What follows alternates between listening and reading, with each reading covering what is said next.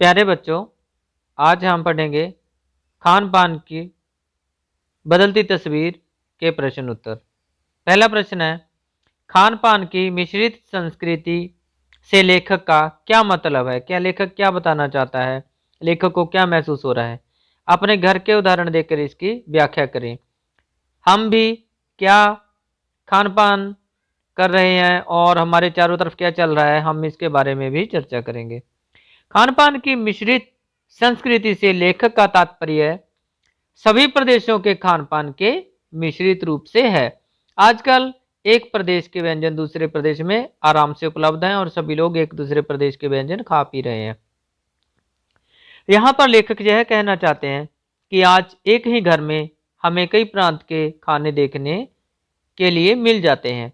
लोगों ने उद्योग धंधों, नौकरियों कि हम दूसरे लोगों से कब मिलते हैं? जब उद्योग धंधे में नौकरी करेंगे और नौकरियों में तबादलों के कारण अगर ट्रांसफ़र होगी, हमारा तबादला होगा, तो फिर हमें दूसरे प्रदेश में जाना पड़ेगा। तबादलों के कारण वह अपनी पसंद के आधार पर, या फिर हमारा कारण हो सकता है अपनी पसंद का भोजन आधार पर एक दूसरे के प्रांत की खाने की चीज़ों को अपने भोज्य पदार्थों में शामिल किया है। मेरा घर मान लीजिए कोलकाता में है, मैं बंगाली परिवार से हूँ। हमारा मुख्य भोजन चावल और मछली है, लेकिन हमारे घर में चावल और मछली के अलावा दक्षिण भारतीय व्यंजन भी कौन कौन से हैं? इडली, सांभर, डोसा ये सब मिलते हैं, चलते हैं आदि। और पाश्चात्य भोजन बर्गर व नूडल्स भी पसंद किए जाते हैं, यहाँ तक कि हम इन्हें बाजार से न लाकर अपने घर में बनाते हैं। कुल मिला के लोगों ने बनाना भी सीख लिया है। नेक्स्ट, दूसरा प्रश्न देखते हैं, खान पान के बदलाव के कौन से फायदे हैं? खान पान में बदलाव तो हो गया, लेकिन अब हमें इसके फायदे के बारे में सोचना है कि इससे कौन कौन से फायदे हैं। भिन्न प्रदेशों की संस्कृतियों को जानने और समझने का मौका मिला है। अगर हम अपने ही प्रदेश में रहते हैं और उसी के व्यंजन खाते हैं, तो हमें सिर्फ सीमित व्यंजनों तक ही हमारा जो ज्ञान रहेगा और हमें उन्हीं का पता चलेगा और हम उन्हीं का स्वाद ले सकते हैं। लेकिन भिन्न प्रदेशों की संस्कृति को जानने का मौका हमें तभी मिलेगा जब हम दूसरे प्रदेशों के व्यंजन भी खाते हैं। अलग राष्ट्रीय एकता को बढ़ावा मिलता है इससे, अपने तक हम सीमित नहीं रहते और राष्ट्रीय एकता को बढ़ावा मिलता है। नंबर 3, अलग अलग प्रकार के भोज्य पदार्थ खाने में मिलने के कारण खाने में रुचि बनी रहती है। अगर हमें ज़्यादा चीज़ें मिलेंगी, अलग अलग प्रकार की चीज़ें मिलेंगी, तो हमारी रुचि लगातार बनी रहेगी। देश विदेश के व्यंजनों खान पान के बारे में पता चलता है। गृहिणियों व कामकाजी महिलाओं को जल्दी तैयार होने वाले विविध व्यंजनों की विविध विधियां उपलब्ध होती हैं, जिससे कि जल्दी पकने वाला भोजन और कम समय में तैयार होने वाली चीज़ों को खाया पिया जा सके।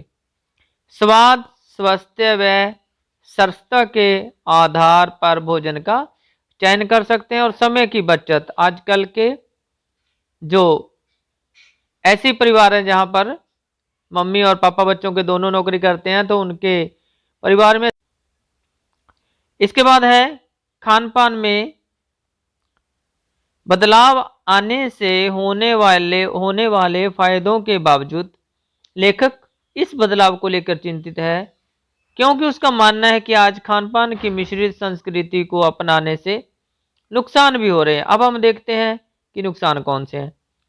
स्थानीय व्यंजनों का चलन कम होता जा रहा है, पता ही नहीं चलता कि स्थानीय व्यंजन कौन से हैं, जिससे नई पीढ़ी स्थानीय व्यंजनों के बारे में जानती ही नहीं है।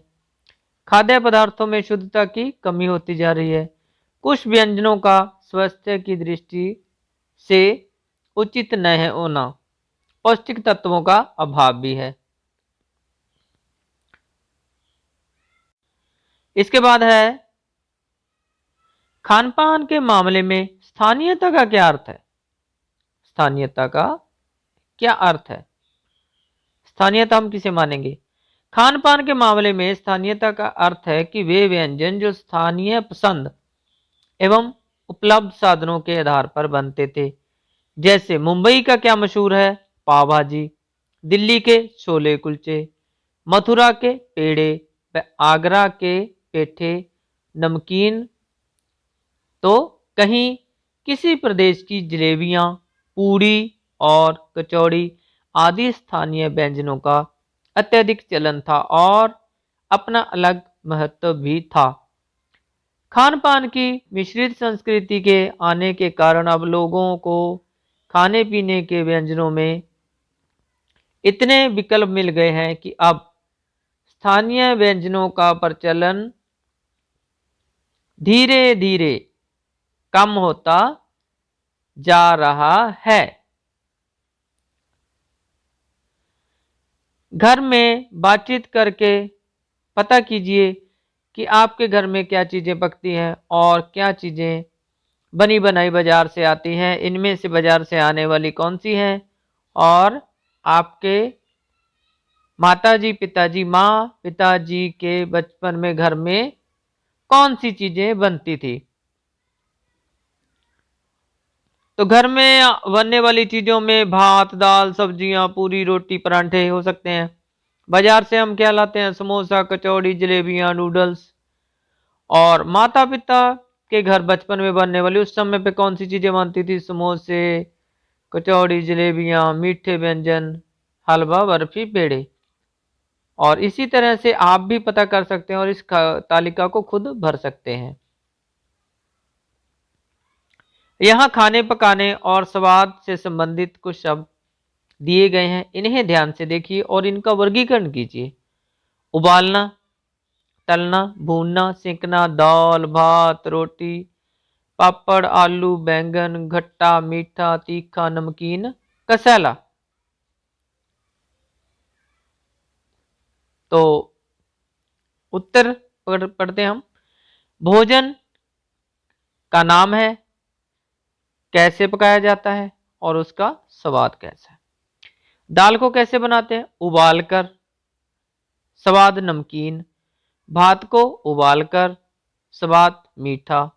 रोटी को सेंककर, स्वाद मीठा। पापड़ को सेंककर, स्वाद नमकीन। आलू को उबालकर, स्वाद मीठा। बैंगन को भूनकर, स्वाद कसेला। अब हम भाषा की बात करेंगे। भाषा की बात में खान पान शब्द खान और पान दो शब्दों को जोड़कर बना है। खान पान शब्द में और छिपा हुआ है। जिन शब्दों के योग में और अथवा जैसे योजक शब्द छिपे हों उन्हें द्वंद्व समास कहते हैं। नीचे द्वंद्व समास के कुछ उदाहरण दिए गए हैं, इनका वाक्यों में प्रयोग कीजिए और अर्थ समझिए। सीना परोना, भला बुरा, चलना फिरना, लंबा चौड़ा, कहा सुनी और घास फूस। तो उत्तर है शब्द, पहले हम शब्द देखेंगे फिर वाक्य। सीना पिरोना, आजकल सीना पिरोना सभी को आना चाहिए। भला बुरा, तुमने कमल को कल बहुत भला बुरा कह दिया। चलना फिरना, वृद्ध होने के कारण नाना जी का चलना फिरना कम हो गया है। लंबा चौड़ा, इतना लंबा चौड़ा बिजली का बिल देखकर मैं हैरान रह गई। कहा सुनी, घर में रोज रोज की कहा सुनी अच्छी बात नहीं है। घास फूस, गांव के घरों की छत घास फूस की होती है।